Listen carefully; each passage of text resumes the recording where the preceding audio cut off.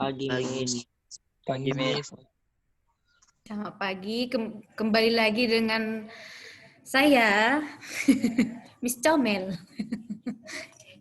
Enggak ya, Miss Lisbeth Simanjuntak. Pagi hari ini kita akan belajar mengenai mata pelajarannya itu prakarya dan kewirausahaan. Oke, sehatnya? Sehat, nggak ada yang sakit ya? Iya, nampak dari wajahnya cerah-cerah. Apalagi si Paris, wih, senyum. Nah, oke.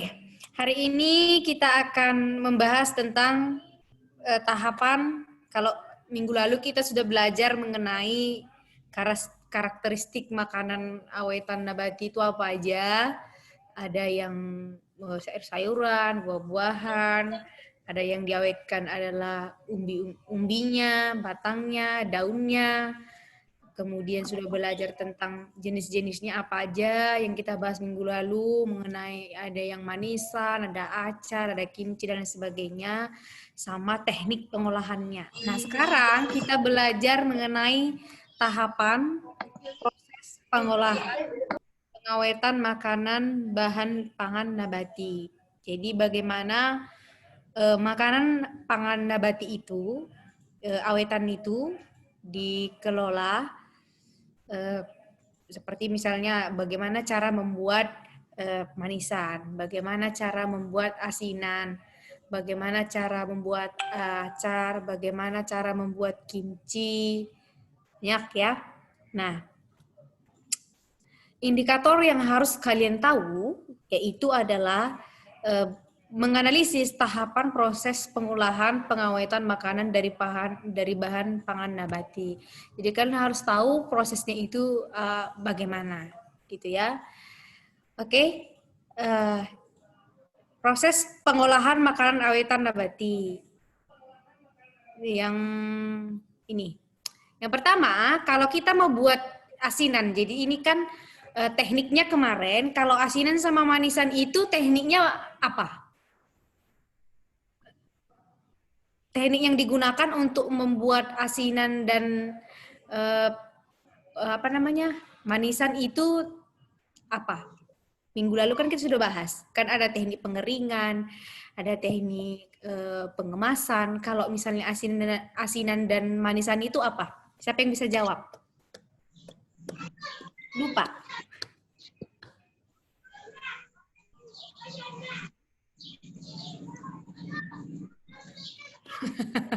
Lupa ya, udah lupa kalian. Jadi namanya adalah teknik menggunakan biokimia. Jadi ada garam sama gula gitu ya.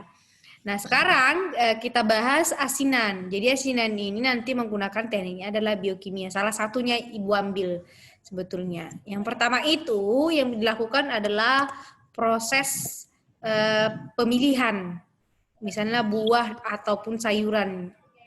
Kemudian dipilih, kemudian dicuci. Habis itu tahapan yang kedua adalah pengupasan kulit. Nah, pengupasan kulit dan pembuangan biji. Kalau ada dia bijinya kan perlu dibuang. Habis itu dipotong. Kemudian habis disisihkan dulu. Setelah itu kalau di asinan kan supaya lebih enak itu ditaruh cabai sedikit. Maka cabainya dihaluskan bersama dengan gula dan garam. Gulanya sedikit aja, tapi yang paling dominan adalah garam. Kemudian direndam dalam air bersih dan masukkan, nanti dicampur nanti bumbu halusnya itu dengan air yang bersih. Kemudian potongan buah yang sudah dipotong itu dimasukkan ke dalam, ditutup lalu dimasukkan ke freezer ataupun ke kulkas boleh ya. Nah, itu tahapan ataupun proses pembuatan asinan. Jadi, asinan ini akan tahan lama karena kandungan garam yang ada di dalamnya, itu lebih tinggi. Ini kan kalau dia asinannya itu adalah basah gitu ya kan. Kalau yang kering itu nanti kita bahas di makanan awetan hewan kayak apa namanya, ikan asin, kan ditaruh nanti penambahan garam yang sangat tinggi, itu kan langsung dikeringkan, itu namanya asinan kering. Kalau yang ini, yang Ibu bahas hari ini, kalau buah itu lebih cenderung asinan basah, gitu ya. Yang selanjutnya manisan, ini juga sama dengan biokimia juga. Yang pertama, jadi manisan ini juga dibagi dua, ada yang bentuknya basah, ada juga yang bentuknya kering. Yang digambar ini dia bentuknya kering. Nanti gulanya itu dimasak dulu sampai dia seperti apa ya, kayak karamel gitu ya.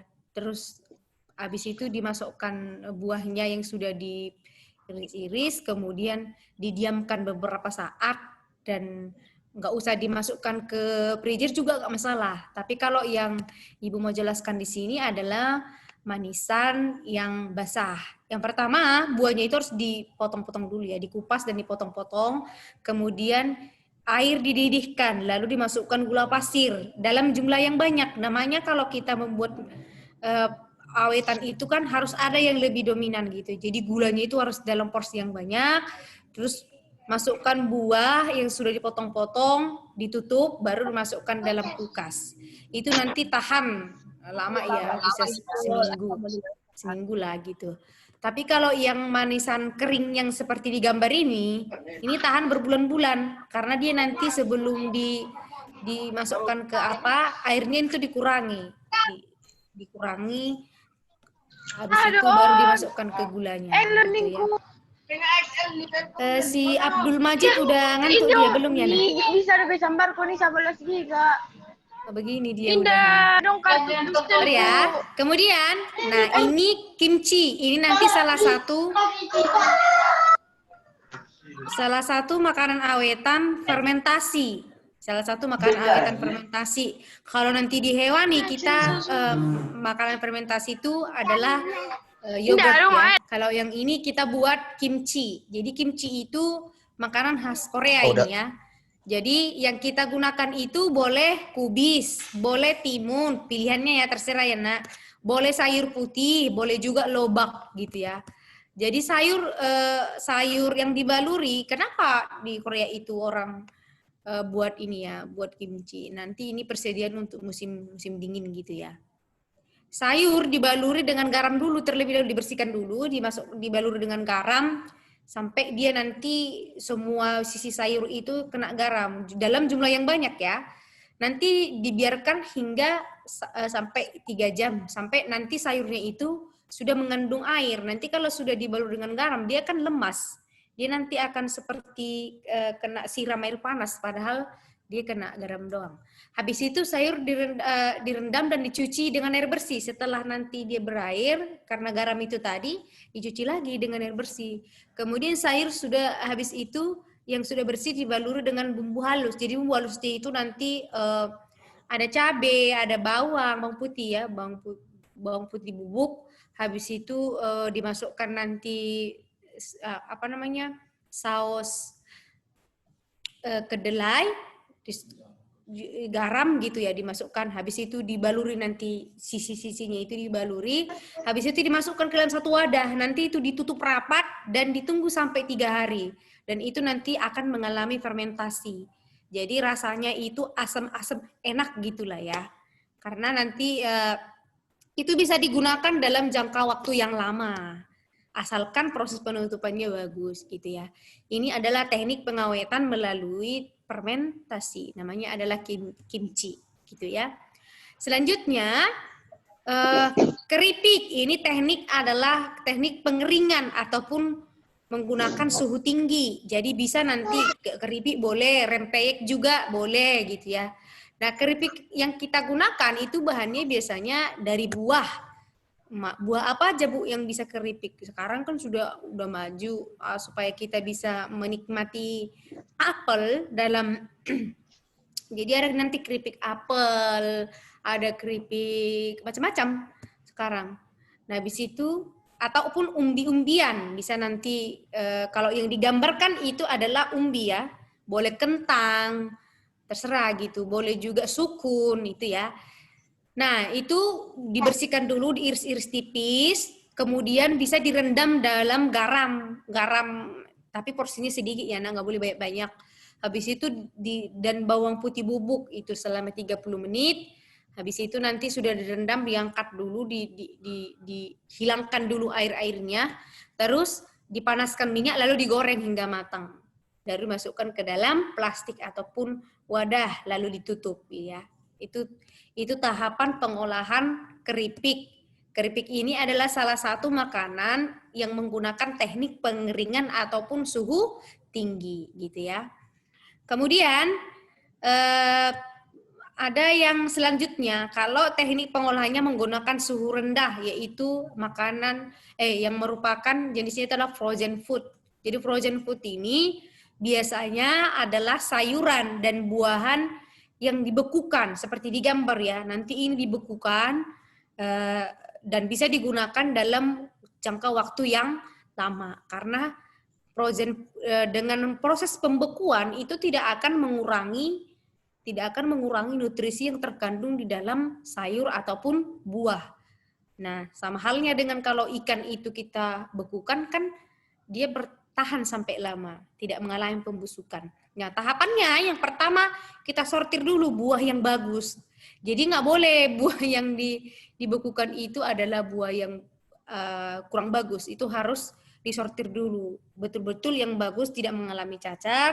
Kemudian dilakukan pencucian. Nah, dilakukan pencucian, habis itu boleh juga nanti dibuat dalam kemasan. Misalnya kan kalau frozen food yang kita lihat sekarang kayak misalnya nugget gitu kan, dia di packing nanti di plastik ataupun di box-box gitu ya.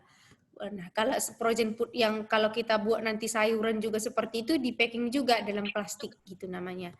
Habis itu masukkan ke dalam freezer. Nanti itu akan tahan lama sampai boleh lah ya berbulan-bulan karena dia kan buah gitu kan. Habis itu thank you. Jadi hari ini kita belajar hanya mengenai tahapan-tahapannya. Ibu buat itu cuman beberapa contoh ataupun sampel dari teknik yang sudah kita pelajari minggu lalu gitu ya. Jadi minggu depan kita akan belajar mengenai pengemasan dan penyajian makanan awetan nabati. Nah, harusnya kan kalau kita sudah belajar tahapannya ini, kita akan praktek ya kan nak? Tapi nanti prakteknya ibu akan menyuruh kalian membuat makanan awetan. Pilih nanti salah satu boleh, frozen food juga boleh, pengeringan juga boleh, terserah mau buat apa gitu ya. Nanti buat salah satu makanan awetan yang kalian harus kalian buat proposalnya. Di proposal nanti akhir semester ibu tagih ya nak. Dan ini juga produk dari produk dari makanan awetan nabati yang kalian buat itu nanti ibu tagih di akhir semester. Ibu tagihnya gimana Bu gitu ya. Kalian harus berfoto dengan makanan awetan yang kalian buat. Paham? Paham anak-anak? Berfoto dengan makanan awetan yang kalian harus buat. Terus nanti buat deskripsinya di bawah, di fotonya itu kan buat deskripsinya di samping ya, di samping. Cara pembuatannya, hasilnya kalian foto dengan wajah kalian dan makanannya. Paham? Ada yang mau ditanya? Ada yang mau ditanya? Sendiri atau berkelompok? Sendiri aja nak, karena kan berkelompok kita nggak memungkinkan, karena kan beda-beda gitu, dan tidak disarankan kalian untuk mengerjakannya berkelompok. Jadi sendiri-sendiri aja, buatnya sedikit aja nak, nggak usah banyak-banyak.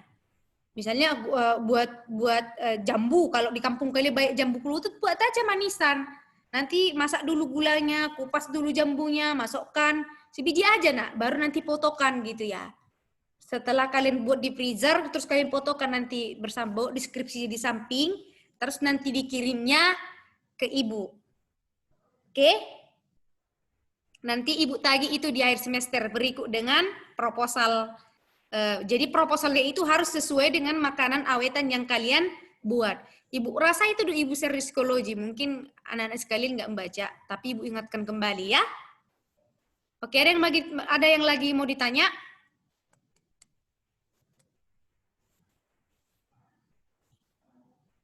Oke, kalau tidak ada yang bertanya, sampai di sini pertemuan kita hari ini. Minggu depan, ingat kita belajar tentang pengemasan dan penyajian makanan awetan nabati. Jadi dibaca-baca dulu di rumah materinya apa aja. Habis itu nanti kalau kita bertemu di next minggu depan, ada yang mau ditanyakan silahkan ditanya. Oke, selamat pagi dan salam sejahtera untuk kita semua. Pagi, Miss. Pagi, Miss. Pagi.